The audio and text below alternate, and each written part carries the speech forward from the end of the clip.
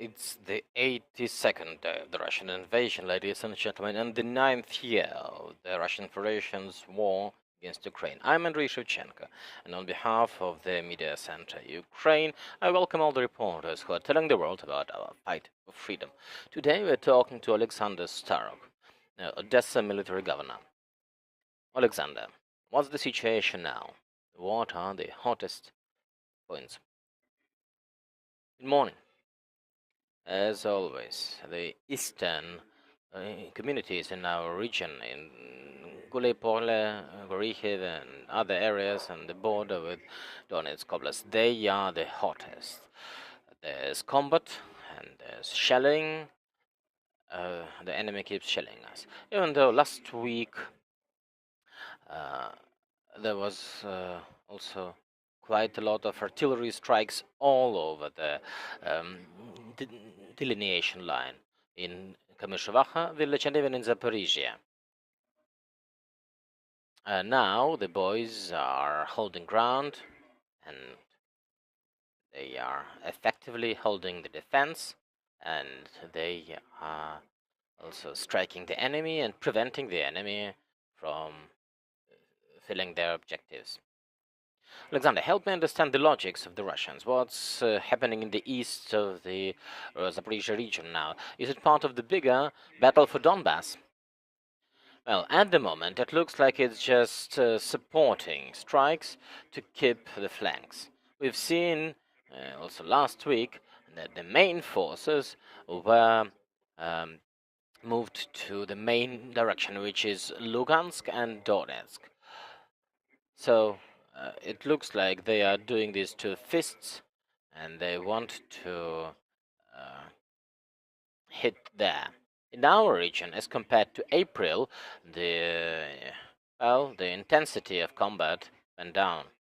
A month ago, we've heard about the Russian plans to encircle the troops, well, near Zaporizhzhia, essentially. So now, are these plans still standing? No, of course not. They collapsed. So we see that now they only hope to encircle something in Luhansk region. And this is it. They can't do much. But they will have no success there too. I'm sure that our boys will hold their ground in Luhansk region. Let's talk about humanitarian agents, humanitarian issues and humanitarian corridors. Zaporizhzhia is an evacuation hub for the southeast of Ukraine. So how do you assess the situation now? Indeed, we are a shelter. 120,000 residents of Mariupol have passed through Zaporizhzhia, and slightly over 6,000 stayed in Zaporizhzhia. So we are the gateway. We are the gateway which provides the passage and provides temporary shelter for people before they move to safer regions in western Ukraine. Lately, in the recent weeks, the number of people went down. The Russians blocked the exit from the region for almost a week, and also there were bad weather conditions, and up to 1,000 people in a week. Well, I mean, about 200 a day still come to Zaporizhzhia. And also now there are a lot of people from Kherson region, those who live on the left bank, and people from Melitopol or Berdyansk, those who are escaping the unsurvivable conditions which the Russian occupation created there. We've been hearing that now these very difficult negotiations are going on about the evacuation of the military from Azovstal. So when we talk about the evacuation of civilians from Mariupol, is there a need, and is the Russian side ready to cooperate here? At the level of negotiations, it's at the level of the president's office and the level of the minister Vereshchuk. Here we are only implementing the decisions. We send the convoys, the buses, and some buses come also from Dnipro. There were also instances when we have assembled ambulances from all over Ukraine. So we're here but waiting. As soon as the Green Corridor is announced, with the cooperation of the Red Cross, now luckily they are a bit more active in the last 2 weeks. The Red Cross and the United Nations, they slowly start taking part in this process. So I am sure that we will do everything it takes. So, do you hear something from people? Is the need of evacuation still there? Yeah, I gave you the numbers. Every day I get the statistics, how many people come. For example, yesterday there were 238 people from Mariupol. There's the civilians who are trying to escape the occupied occupied territory. Previously, there were 166, two people from Volnovakha. So people are still coming from Mariupol. It was 280 before. So people need evacuation. Not all of them have cars. So some people stay in the eastern communities of Zaporizhzhia region, in Berdyansk rayon. There are also people from Mariupol who need to be evacuated further to mainland Ukraine. What are the news from the occupied communities, Melitopol or Berdyansk? Well, every day we stay in touch from the first days. Some part of leadership has been kidnapped, but some managed to escape, and deputies remain. They try to set up humanitarian aid, but of course it's difficult. You've remembered Berdyansk. From early March, there's no natural gas supply. Our convoys cannot enter the city, and it's difficult. However, people who are not the collaborators, they receive salaries.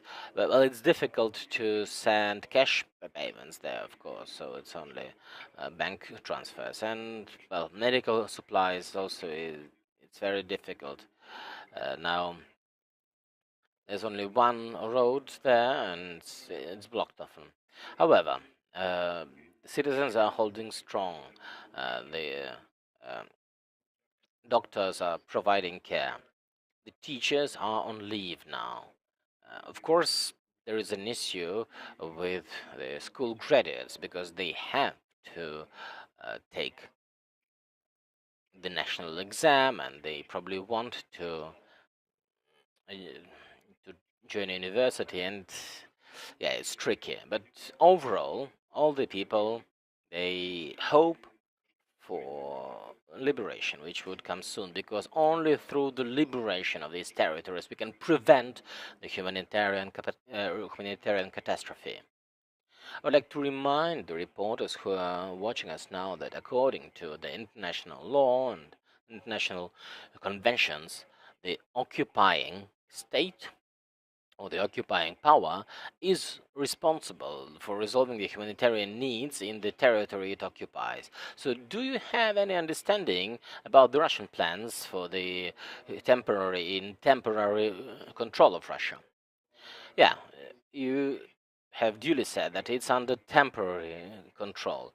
The legal regime in these territories is quite specific, because we have elected local government, which is no, still operating there. So we hope that these local governments will still be effective. For now, this area is not recognized legally as occupied territory. Because if you look at the example from Donetsk, when we just announced the territory as occupied, well, um, it's the enemy just merges it with its own country. So hopefully we will keep these territories as ours. And the occupiers, well, they're looting, they are doing lawlessness, and they invent some Tavria governor raids, whatnot. I think it's a crazy mix. They have the Soviet flag, and then the imperial Tsarist terms of governorates. So it's a crazy mix. But most important is that local residents are still hoping to be liberated again by Ukraine, so we are staying in touch and helping each other to survive through these difficult times.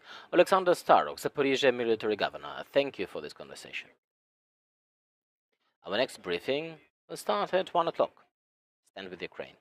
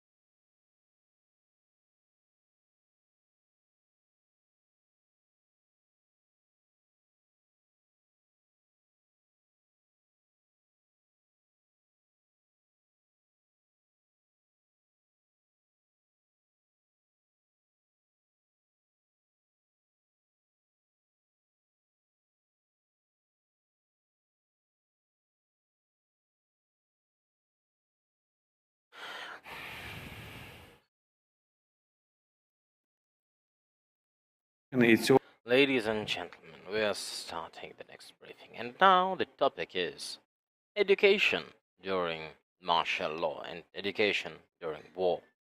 So now I'm inviting Oleg Paska from Lviv Oblast Military Administration. So Oleg, Lviv is now a hub and a shelter for many internally displaced families. So what does it mean for the education system in Lviv region? Thank you.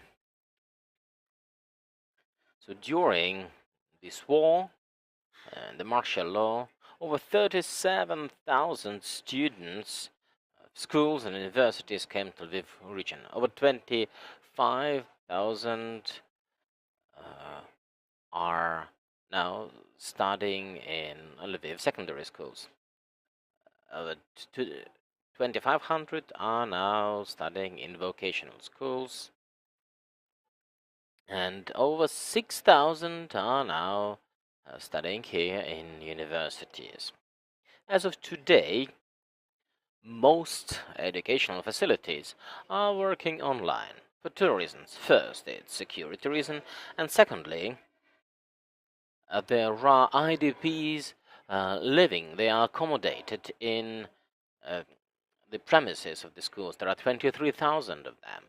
So, using the opportunity, I would like to say thanks to the teachers and to the staff of the schools who are providing food and who help with accommodation to people who had to leave their homes. In brief, this is it about the IDPs. So if we talk about the education sector in Lviv region in these 2 months, or over 2 months, well, vocational education is now the key because vocational schools helped provide food for the IDPs. Also, they help the army by creating the Czech hedgehogs, and also they are making clothes, sewing clothes, or for example, they make medikit bags. So the vocational system is now helping the military.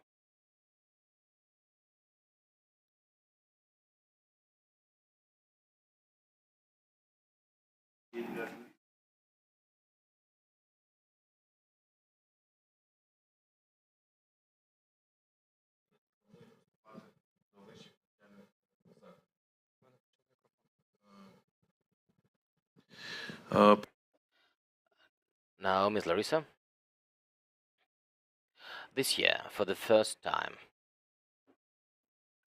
due to the military aggression, the national assessment exam will not be happening in the same format it was there for uh, 15 years. This year, there will be the national uh, multi-option test.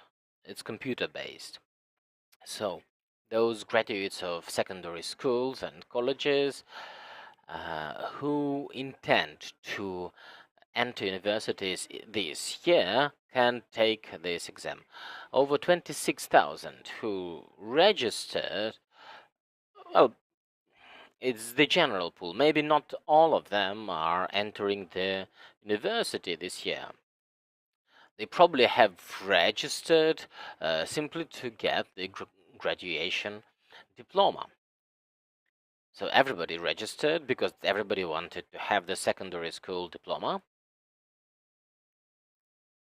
But now, from April 20th, and apologies, from May 20th until June 7th, the participants must to go to the info page and they have to confirm the participation in the national multiple choice test.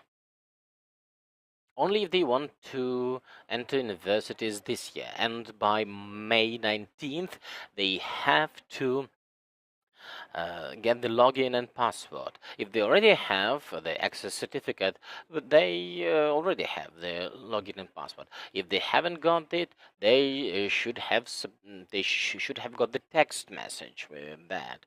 If they don't have neither the certificate nor the text message, they can call the hotline or go to the website of the Ukrainian and Lviv Regional Training Center, fill in the form, and then get the login and password for the information page for this multi-test. Why is it important? Because in this way you can log in and confirm the participation in the national multi-test. This year it will be Ukrainian language, mathematics, and Ukrainian history. They are mandatory for everyone, regardless of the university you want to enter. And every person will get the result of. There will be 3 scores for each of the subjects, and then there will be the aggregate score from a scale of 1 to 100. The information is there on the website. I only want to focus that all the tests are within the school curricula, and the uh, all the tests would be within the curricula for online studies. So, in terms of the campaign to enter universities, what would be different? What would be different for the universities? This is a question to whoever you want to answer. We understand that we have over 1.5 million underage Ukrainians who left the country, and perhaps if they wanted to enter universities, some of them might not use the opportunity this year. So, can we forecast that this year we'll have less Ukrainians entering the university? Do you see a trend here? I want to say that those who are abroad will have the opportunity to pass this national multiple choice test there, and they can use it in September to enter universities. So the Ministry of Education is working on this. All over Europe, there will be temporarily examination centers, just like in Ukraine, so that one could take this test at on site there. Also, we need to consider, for example, that in Germany, universities are free, but one has to speak German to be able to study there. So some might stay, but I think most students would come back for university education here. Oleg, we need to pay attention that most school graduates, secondary school graduates, out of, for example, 30,000 residents of Lviv who went abroad, they are trying to get in touch with the Department of Education in order to pass this multiple choice test. So most will try to enter Ukrainian universities. I would say 90% of them. And besides mastery of another language, I think it's just the positive attitude which drives Ukrainian graduates. They still want to live in Ukraine. They still want to study in Ukraine. And this is a trend we've been observing for the last 2 years, I think. And the martial law is not an exemption. We've seen it. We've seen it before. Even those students who have very good scores, they still want to come back to Ukraine. So I think the whole education community should do everything to make sure that in Ukraine there are conditions so that secondary school graduates would continue having their wish to study here. Another reason is that, well, we might have difficulties with dormitories in the universities, especially for the IPOs, for the IDPs. So the next task for the educational departments would be to make sure there's accommodation for the students. Now, the head of Lviv Military Civilian Administration has issued an executive order to complete the dormitories which were under construction, to make sure that from September the 1st they could study there. For the teachers, has anything changed in these new conditions? First and foremost, now the teachers have more workload because online education requires a different type of preparation. But, well, Lviv region has its advantages here because for over 2 years we've allocated funds for training the teachers. So the teachers have mastered online training. For example, such as module, we've already deployed it in our school. So the COVID experience actually comes in useful now. And of course, it's not the best way because online studies, well, they can work for a few weeks and months, but well, now it's been what, the third year. So hopefully from September the 1st, students will be back in offline education. Anything to add? What has changed for the teachers? My colleague said the workload indeed, because besides online education, also now there are IDPs living in school, and some teachers, they volunteer, they cook, for example, for these people, they help them, and it also places additional workload on the teachers. I would like to add also that the education in Lviv region um, now sees lots of innovations. For example, we uh, have approved the temporary rules on appointing principals to schools in view of improving the quality of education. We wanted to look at the experience of Finland, where the principals were the main drivers of the school reform.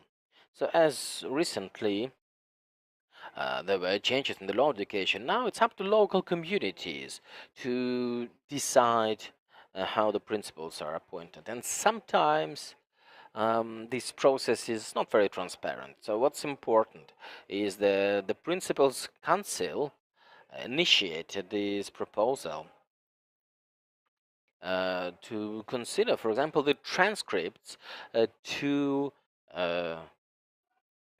their education diplomas, because the principals should be those who had good grades when they were in the universities, right? So that is why we've implemented that. Also, we have offered a new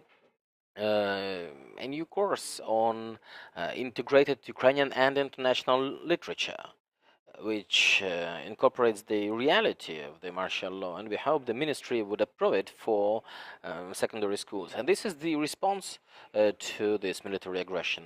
Also, we've developed an integrated course, Ukrainian history and world history, where in parallel children study uh, both, and they can see which events in Ukraine correspond to which global events, and in this way they have this global outlook.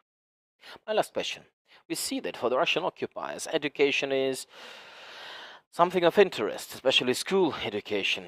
We see that in temporarily occupied territories, the Russians are trying to change the curriculum. They force our teachers to teach using Russian textbooks. Have you heard anything about this in the educational circles or from the colleagues from other regions? Do you have anything to add for these Ukrainian teachers who now face this really tough choice? I also have the experience of teaching, and I can say that every teacher, even in the dire situation, can teach in such a way that with some smile, with some minuscule things, he can tell children if this information is truth or lies. So the teachers who are qualified, they can deliver this information very well. It's not easy, of course, but I would say that the response to this aggression uh, and responding to the fact the aggressor bombed schools and museums, the response should be the following. You have to change the curricula so that every school graduate would understand the whole history of the relationship between Russia and Ukraine. And we are also working on this. So these two courses are trying to help with this response. Here it's important to protect what's ours.